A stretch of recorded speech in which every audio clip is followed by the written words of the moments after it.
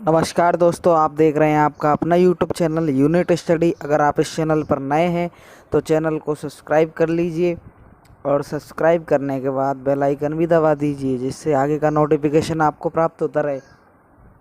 तो आज की वीडियो में हम बात करेंगे योजना आयोग के बारे में। योजना आयोग के साथ जो पंचवर्षीय योजनाएं हैं उनको भी हम पढ़ेंगे, तो वीडियो को लास्ट तक देखें। इस वीडियो थोड़ी लंबी हो सकती है, लेकिन इसमें जो योजना आयोग से संबंधित जितने भी प्रश्न हैं वो सब क्लियर हो जाएंगे। तो शुरू करते हैं। सबसे पहले योजना आयोग। योजना आयोग एक गैर संवैधानिक निकाय है। गैर संवैधानिक का अर्थ क्या है कि इसका संविधान में कहीं भी उल्लेख नहीं है, यानी कि संविधान में इसके बारे में कोई उल्लेख नहीं था। बाद में ये बना। अब बाद में कब बना इसके बारे में भी देख लेते हैं। तो इसका गठन हुआ 15 मार्च 1950 को, और योजना आयोग के प्रथम अध्यक्ष पंडित जवाहरलाल नेहरू थे। योजना आयोग की एक विशेषता ये है कि इसके अध्यक्ष स्वयं प्रधानमंत्री होते हैं। तो भारत के प्रथम प्रधानमंत्री कौन थे? पंडित जवाहरलाल नेहरू। तो वो ही योजना आयोग के प्रथम अध्यक्ष थे। और योजना आयोग का मुख्य कार्य क्या है? पंचवर्षीय योजनाओं को तैयार करना, जो हम नीचे पढ़ेंगे। पंचवर्षीय योजनाएं क्या होती हैं कि हर 5 साल में एक योजना बनाई जाती है, हर 5 साल के लिए, कि 5 साल में हमको क्या क्या करना है, क्या विकास करना है देश में। इसके लिए पंचवर्षीय योजनाएं बनाई जाती हैं, और हमारे देश में टोटल 12 पंचवर्षीय योजनाएं लागू हो चुकी हैं। तो शुरू करते हैं। सबसे पहली पंचवर्षीय योजना, जो कि कब से कब तक रही? 1951 से 56 तक। 1951 से 1956 तक पहली पंचवर्षीय योजना रही। पहली पंचवर्षीय योजना का मुख्य उद्देश्य था कृषि और सिंचाई, क्योंकि हमारा देश तभी आज़ाद ही हुआ था, कुछ साल ही हुए थे आज़ादी के। तो कृषि पर जोर देना बहुत आवश्यक था, इसलिए उसका मुख्य उद्देश्य क्या था ना, या कृषि और सिंचाई पर जोर देना। और इसके साथ ही कुछ इसकी विशेष बातें भी हैं, जैसे कि ये किस मॉडल पर आधारित है। ये किस मॉडल पर आधारित है? तो इसका राइट आंसर है हेराल्ड डोमर मॉडल पर आधारित है। ये किस पर आधारित है? हेराल्ड डोमर मॉडल पर आधारित है। हेराल्ड डोमर मॉडल क्या है? हेराल्ड डोमर मॉडल कृषि से संबंधित ही एक मॉडल है, जिस पर पहली पंचवर्षीय योजना आधारित है। इसकी अवधि हमको याद रखना है कि कब से कब तक रही पहली पंचवर्षीय योजना, कब से कब तक रही? 1951 से 1956 तक। और इसकी और कुछ महत्वपूर्ण बातें हैं, जैसे कि 1955 में ही पहली पंचवर्षीय योजना में भाखड़ा नागल बांध, जो कि कहाँ पे है? हिमाचल प्रदेश में। 1955 में भाखड़ा नागल बांध की शुरुआत हुई, उसका बनना शुरू हो गया था 1955 में। इसके साथ ही हीराकुंड, जो कि महानदी पर बना हुआ है उड़ीसा में, हीराकुंड डैम। इसके साथ ही दामोदर नदी घाटी परियोजना, ऐसी बहुत सी परियोजनाओं की शुरुआत हुई। कब? पहली पंचवर्षीय योजना में। दामोदर नदी घाटी परियोजना कहाँ पे है? झारखंड में। कहाँ पे है? झारखंड में। इसके साथ ही 1953 में विश्वविद्यालय अनुदान आयोग की स्थापना की गई, जिसमें विश्वविद्यालय अनुदान आयोग की स्थापना कब की गई? 1953 में। पहली पंचवर्षीय योजना में विश्वविद्यालय अनुदान आयोग की स्थापना की गई। विश्वविद्यालय अनुदान आयोग में क्या होता है कि जो विश्वविद्यालयों को उच्च शिक्षा के लिए अनुदान की राशि दी जाती है, जो पहली पंचवर्षीय योजना में विश्वविद्यालय अनुदान आयोग की स्थापना की गई। इसके साथ ही देश में पहली बार 1956 में देश में पहली बार 5 आईआईटी संस्थान खोले गए। कब? 1956 में। और पहली पंचवर्षीय योजना में 1956 में 5 प्रमुख आईआईटी संस्थान खोले गए। इसके बाद हम बात करते हैं दूसरी पंचवर्षीय योजना। दूसरी पंचवर्षीय योजना की शुरुआत हुई 1956 से, जो कि 1961 तक चली, 5 साल तक चली। पहली चली थी 1951 से 56 तक, और दूसरी चली 1956 से 61 तक। इसका मुख्य उद्देश्य, अब इन्होंने कृषि और सिंचाई को छोड़कर औद्योगिक विकास पर आ गए। इसका मुख्य उद्देश्य क्या था दूसरी पंचवर्षीय योजना का? औद्योगिक विकास, जो कि पीसी महालनोबिस मॉडल पर आधारित है। औद्योगिक विकास किस पे आधारित है? पीसी महालनोबिस मॉडल पर आधारित है। कई बार पूछा जाता है कि दूसरी पंचवर्षीय योजना किस मॉडल पर आधारित है, तो पीसी महालनोबिस मॉडल पर आधारित है। और इसी के साथ एक और थी आर रेडॉन की बिग पुश थ्योरी को अपनाया। दूसरी पंचवर्षीय योजना ने आर रेडॉन की बिग पुश थ्योरी को अपनाया। अब बिग पुश थ्योरी आप सोच रहे हो बिग पुश थ्योरी है क्या, तो इसके बारे में भी देख लेते हैं बिग पुश थ्योरी है क्या। जैसे कि हमने किसी बड़े उद्योग को लगाया, हमने मान लो कोई प्लांट खोला, और तो प्लांट खोलने के साथ साथ ही आसपास जो छोटे उद्योग अपने आप स्थापित हो जाते हैं, उसे ही बिग पुश थ्योरी कहते हैं। जैसे कि कोई प्लांट लगाया, उसके आसपास टी स्टॉल लग गई, होटल लग गई, या फिर पंक्चर की दुकान है, और या फिर शराब का ठेका है वगैरह वगैरह, मतलब छोटे जो उद्योग लग जाते हैं उसे ही बिग पुश थ्योरी कहते हैं। बड़े उद्योग के लगने से छोटे उद्योग का अपने आप लग जाना बिग पुश थ्योरी के अंतर्गत ही आता है। दूसरे पंचवर्षीय योजना में कुछ प्लांट स्थापित हुए, जैसे कि चितरंजन लोकोमोटिव जो कि आसनसोल पश्चिम बंगाल में है। चितरंजन लोकोमोटिव आसनसोल पश्चिम बंगाल में है। ये एक रेलवे इंजन का फैक्ट्री है जहाँ पे रेलवे इंजन बनाए जाते हैं। इसी के साथ ही एक और है इंटीग्रल कोच फैक्ट्री जो कि पेरम्बूर चेन्नई में है। चेन्नई के ही पास एक शहर है पेरम्बूर, जो कि चेन्नई के निकट है। तो इंटीग्रल कोच फैक्ट्री कहाँ है? पेरम्बूर चेन्नई में। इसी के साथ ही कुछ और प्लांट लगाए गए, जैसे कि राउरकेला उड़ीसा ये फैक्ट्री, भिलाई इस्पात संयंत्र, दुर्गापुर इस्पात संयंत्र जो कि पश्चिम बंगाल में। राउरकेला कहाँ है? उड़ीसा में। भिलाई कहाँ है? छत्तीसगढ़ में। और दुर्गापुर कहाँ है? पश्चिम बंगाल में। तो ये तीनों स्टील प्लांट लगाए गए, ये तीनों स्टील के प्लांट हैं। इनसे कई बार क्वेश्चन पूछा जाता है, तो इनको याद रखेंगे। इनका कहाँ पे है ये। इसके बाद अगली तीसरी पंचवर्षीय योजना के बारे में बात करते हैं। तो तीसरी पंचवर्षीय योजना जो कि 1961 से 1966 तक चली, 1961 से 1966 तक चली, और इसका मुख्य उद्देश्य था कृषि और उद्योग दोनों में आत्मनिर्भरता। पहली पंचवर्षीय योजना में कृषि और सिंचाई पर जोर दिया, दूसरी पंचवर्षीय योजना में उद्योग पर जोर दिया, और तीसरी पंचवर्षीय योजना में कृषि और उद्योग दोनों पर जोर दिया। लेकिन ये योजना विफल रही, लेकिन इसके कुछ कारण भी होंगे। वो कारण हम देख लेते हैं कि योजना की विफलता के कारण क्या थे। सबसे पहले 1962 में भारत चीन का युद्ध हो गया।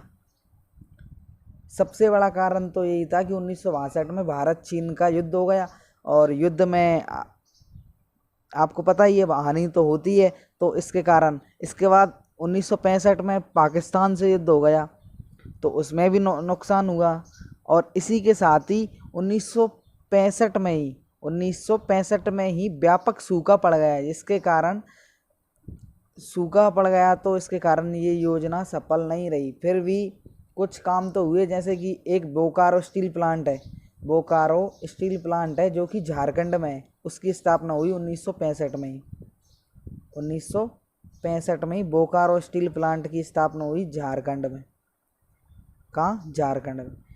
इसके बाद अब 3 साल तक छोटी छोटी मतलब एक वर्षीय पंचवर्षीय योजनाएं शुरू की गई, क्योंकि एकदम से अकाल पड़ गया था, सूखा पड़ गया था। मतलब जो तीसरी पंचवर्षीय योजना थी वो सफल नहीं हो पाई, तो उन्होंने सोचा कि एक एक वर्ष की योजनाएं शुरू की जाएं। तो 1966 से 67 एक साल, 67 से 68 और 68 से 69 3 साल तक एक एक वर्ष की योजनाएं शुरू की गई। इसके बाद चौथी पंचवर्षीय योजना आई। चौथी पंचवर्षीय योजना 1900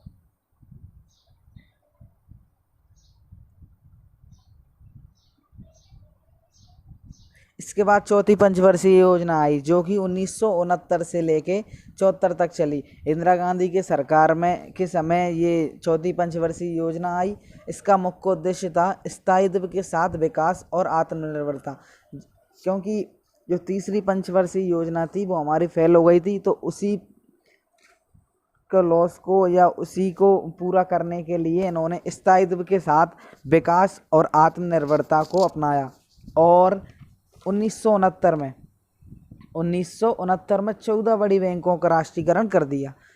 14 बड़ी बैंकों का राष्ट्रीयकरण कर दिया। राष्ट्रीयकरण का मतलब उन्हें जो भी प्राइवेट थी उनको निजी मतलब सरकार के अधिग्रहण कर लिया या उनका राष्ट्रीयकरण कर दिया।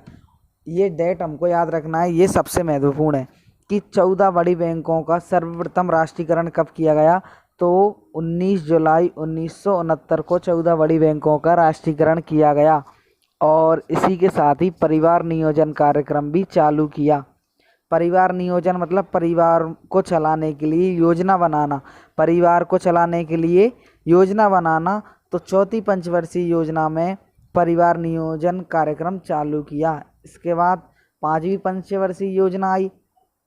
पांचवी पंचवर्षीय योजना जिसका कार्यकाल रहा या जिसकी अवधि रही 1974 से 78, आपको दिख रहा है ये 4 ही साल चली, मतलब योजना 5 साल से पहले ही इसको समाप्त कर दिया गया।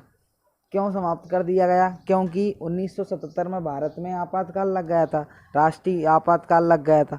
और 1978 में जब मोरारजी देसाई की सरकार आई तो उन्होंने इसे 1978 में पंचवर्षीय योजना को समाप्त कर दिया और उसके स्थान पर कोई दूसरी योजना चलाई, जिसका भी हम आगे पढ़ेंगे। तो इसका पांचवी पंचवर्षीय योजना का मुख्य उद्देश्य क्या था? गरीबी उन्मूलन के साथ आत्मनिर्भरता। गरीबी उन्मूलन मतलब गरीबों पर ध्यान दिया जाएगा कि जो गरीबी है उसको कैसे समाप्त किया जाए, और आत्मनिर्भरता। तो इसी के साथ 1975 में 20 सूत्रीय कार्यक्रम शुरू किया गया। 20 सूत्रीय मतलब जो बीज 1975 में 20 सूत्रीय कार्यक्रम शुरू किया गया। और गरीबी उन्मूलन के लिए गरीबी हटाओ का नारा दिया। किसने दिया? इंदिरा गांधी ने। ये सबसे महत्वपूर्ण है। गरीबी हटाओ का नारा किसने दिया? इंदिरा गांधी ने दिया। और कौन सी पंचवर्षीय योजना में दिया? पांचवी पंचवर्षीय योजना में दिया। और इसी के साथ ही एक और कार्यक्रम चलाया, काम के बदले अनाज कार्यक्रम, यानी कि आप काम करो और अनाज ले जाओ। काम के बदले अनाज कार्यक्रम कौन सी पंचवर्षीय योजना में शुरू किया गया? पांचवी पंचवर्षीय योजना में। और कई क्षेत्रीय ग्रामीण बैंकों का भी इस परियोजना में विकास हुआ और कई क्षेत्रीय ग्रामीण बैंकों की स्थापना हुई। इसके बाद अनवरत योजना चालू हुई 1978 में, जब इंदिरा गांधी की सरकार गिर गई थी और मोरारजी देसाई की सरकार आ गई थी। तब मोरारजी देसाई की सरकार में जो पंचवर्षीय योजनाएं थे उन्हें समाप्त कर दिया गया और उनके स्थान पर रोलिंग प्लान यानी कि अनवरत योजनाएं चलाई गईं। और अनवरत योजनाएं क्या थी कि ये भी एक साल का प्लान था। 1900 जो 2 साल तक चला, 1978 से 79 तक और 1979 से 80 तक। और इसको लागू करने का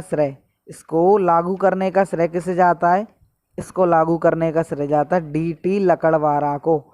डी.टी. लकड़वाला। अनवरत योजनाओं को शुरू करने का श्रेय किसे जाता है? डी.टी. लकड़वाला को। ये कई बार क्वेश्चन पूछा गया है कि अनवरत योजनाएं किसने प्रारंभ की? तो डी.टी. लकड़वाला, इन्होंने ही ये प्लान दिया था। इसके बाद इंदिरा गांधी की सरकार 1980 में दोबारा आ गई तो उन्होंने दोबारा पंचवर्षीय योजनाएं शुरू कर दी गई और 6वीं पंचवर्षीय योजना लागू की गई। 6वीं पंचवर्षीय योजना जिसकी अवधि थी 1980 से लेके 1985 तक। इनका मुख्य उद्देश्य पुनः वही रहा जो 5वीं पंचवर्षीय योजना में था, गरीबी उन्मूलन और रोजगार सृजन। अब रोजगार की बात भी होने लगी कि युवाओं को रोजगार कैसे दिया जाए। तो इसकी विशेषता क्या है कि 1980 में कांग्रेस सरकार ने अनवरत योजनाएं रोक दी और 1986 में 6 बड़े बैंकों का राष्ट्रीयकरण किया गया। कब? 1986 में।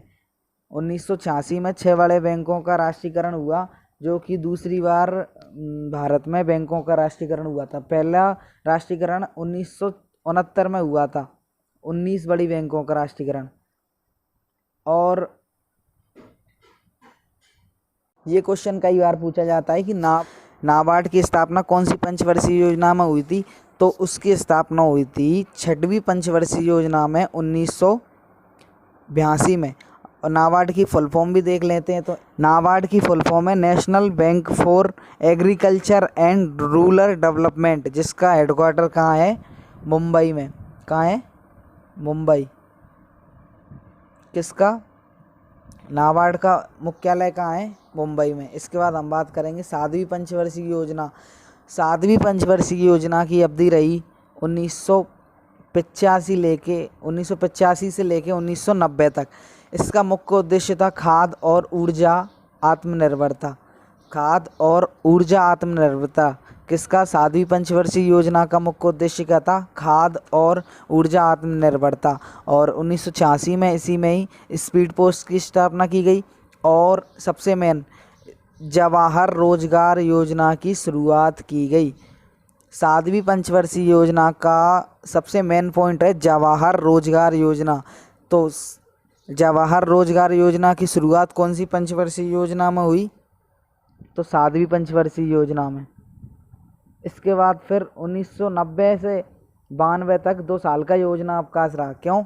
क्योंकि 1990 से 92 के बीच में जनता दल और कांग्रेस के बीच में ऐसी मतलब दल बदले कि कभी इस पार्टी की सरकार रही तो कभी उस पार्टी की सरकार रही, तो कोई भी रोलिंग जो योजना या पंचवर्षीय योजना लागू नहीं हो सकी। इसके बाद 1992 से 97 तक 8वीं पंचवर्षीय योजना लागू हुई। 1992 से 1997 तक 8वीं पंचवर्षीय योजना चली, जिसका मुख्य उद्देश्य था मानव संसाधन विकास। मानव संसाधन विकास यानी कि रोजगार, शिक्षा और स्वास्थ्य, इन तीनों पे जोर दिया इस पंचवर्षीय योजना में।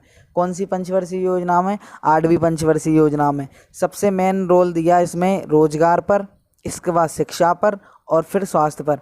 1993 में प्रधानमंत्री रोजगार योजना की शुरुआत की गई। इस समय प्रधानमंत्री भारत के पीवी नरसिम्हा राव थे। तो उन्हीं के शासनकाल में 1993 में प्रधानमंत्री रोजगार योजना की शुरुआत की गई। और प्रारंभिक शिक्षा का सार्वभौमिकरण किया गया। प्रारंभिक शिक्षा यानी कि 1 to 5 जिसका सार्वभौमिकरण किया गया। सार्वभौमिकरण का अर्थ क्या है कि ये सबके लिए अनिवार्य कर दी, यानी कि कोई भी व्यक्ति प्रारंभिक शिक्षा से वंचित नहीं रहेगा। और इसी के साथ में ही 15 से 35 वर्ष की आयु संबंधी निरक्षरता उन्मूलन लागू किया गया। 15 से 35 वर्ष की आयु संबंधी निरक्षरता उन्मूलन का अर्थ क्या है कि जो भी व्यक्ति जो 15 से 35 वर्ष की आयु के बीच में है, अगर साक्षर नहीं है तो उसको भी साक्षर किया जाएगा, यानी कि उनको भी शिक्षा दी जाएगी।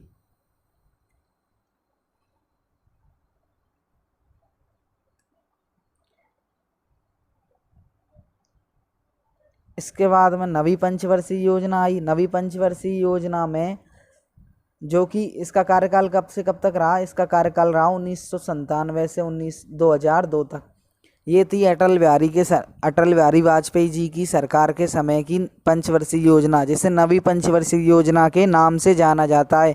इसमें न्यायपूर्ण वितरण और समानता के साथ विकास पर जोर दिया। न्यायपूर्ण वितरण मतलब सभी को जो भी है न्याय दिया जाए और सभी के साथ समानता का व्यवहार किया जाए। इसकी सबसे बड़ी उपलब्धि क्या थी कि 1997 में सार्वजनिक क्षेत्रों की यानी कि सरकारी सेक्टर की 9 बड़ी कंपनी उनका राष्ट्रीयकरण की 1997 में सार्वजनिक क्षेत्र यानी कि सरकारी क्षेत्र की 9 बड़ी कंपनियों को नवरत्न का दर्जा दिया गया। नवरत्न का दर्जे, ये एक प्रकार की एक दर्जा है नवरत्न, जिसे बाद में 1997 में दिया गया था नवरत्न का दर्जा। इसके बाद इसको महारत्न एक और पद दिया गया, महारत्न नाम का। नवी पंचवर्षीय योजना में ही 25 दिसंबर 2000 जो कि अटल बिहारी वाजपेयी जी का जन्म दिवस भी है इसी दिन, नहीं तो 25 दिसंबर 2000 को प्रधानमंत्री ग्राम सड़क योजना की शुरुआत हुई। कब? 25 दिसंबर 2000 को। 25 दिसंबर 2000 को प्रधानमंत्री ग्राम सड़क योजना की शुरुआत की गई। प्रधानमंत्री ग्राम सड़क योजना के तहत हर गांव को पक्की सड़क से जोड़ना अनिवार्य कर दिया गया, जिसकी जनसंख्या 200 से अधिक थी। जिस गांव की जनसंख्या 200 से अधिक थी वो उसको पक्की सड़क से जोड़ना अनिवार्य कर दिया। इसके बाद अगली पंचवर्षीय योजना आई, 10वीं पंचवर्षीय योजना, जिसका कार्यकाल रहा 2002 से 2007 तक। 2002 से 2007 तक। मुख्य उद्देश्य क्या था? गरीबी और बेरोजगारी को समाप्त करना। ये अटल बिहारी वाजपेयी के सरकार के समय में ही आई 2002 में, और इसका मुख्य उद्देश्य क्या था? गरीबी और बेरोजगारी को समाप्त कर देना। और अगले 10 वर्षों में ये पहली पंचवर्षीय योजना थी जिसमें आय के बारे में कुछ कहा गया। इसमें कहा गया कि अगले 10 वर्षों में प्रति व्यक्ति आय को दुगना कर देना है। 10वीं पंचवर्षीय योजना में सरकार ने एक अहम फैसला लिया और उसमें कहा कि जो अगले 10 वर्ष हैं उनमें प्रति व्यक्ति आय को हम दुगना कर देंगे, और यही हमारा लक्ष्य है 10वीं पंचवर्षीय योजना का। और इसी के तहत 2006 में राष्ट्रीय ग्रामीण रोजगार गारंटी योजना, जिसे नरेगा के नाम से भी जाना जाता है, 2006 में नरेगा की शुरुआत हुई। और नरेगा की फुल फॉर्म भी देख लेते हैं कि नरेगा की फुल फॉर्म क्या है। तो नरेगा की फुल फॉर्म है national rural employment guarantee act. NREGA की फुल फॉर्म क्या है?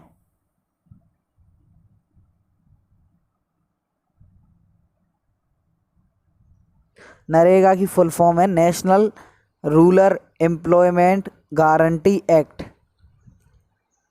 और इसको बाद में 2009 में इसका नाम बदलकर महात्मा गांधी राष्ट्रीय रोजगार गारंटी योजना कर दिया गया, यानी कि नरेगा को बदलकर मनरेगा कर दिया गया। इसके बाद 11वीं पंचवर्षीय योजना आई। 11वीं पंचवर्षीय योजना की अवधि रही वही 2007 से 2012 तक, और इसका मुख्य उद्देश्य था तीव्रतम और समावेशी विकास, यानी कि जो भी विकास है वो तीव्र हो और जिसमें सभी सेक्टरों का विकास हो। जैसे कि किसी पंचवर्षीय योजना में इस पंचवर्षीय योजना में सभी क्षेत्रों में विकास होता है, यानी कि जो भी सेक्टर है हर क्षेत्र में विकास होगा और ऊर्जा आत्मनिर्भरता अधिक प्राप्त होगी। ये 11वीं पंचवर्षीय योजना हो गई। इसके बाद आखिरी पंचवर्षीय योजना आई 12वीं पंचवर्षीय योजना, जो कि 2012 से 2017 तक चली। हालांकि इसके बीच में ही इसको समाप्त कर दिया गया। इसका भी मुख्य उद्देश्य था समावेशी विकास, और ये एक अंतिम पंचवर्षीय योजना थी। 2015 में योजना आयोग के स्थान पर प्रधानमंत्री नरेंद्र मोदी ने नीति आयोग की स्थापना की। 2015 में योजना आयोग के स्थान पर किसकी स्थापना की? नीति आयोग, और योजना आयोग को समाप्त कर दिया गया। इसी के साथ हमारी पंचवर्षीय योजनाएं समाप्त हो गई। अगली वीडियो में हम नीति आयोग के बारे में पढ़ेंगे। तो अगर वीडियो आपको अच्छी लगे तो वीडियो को लाइक कीजिए, कमेंट कीजिए और शेयर कीजिए। Thank you.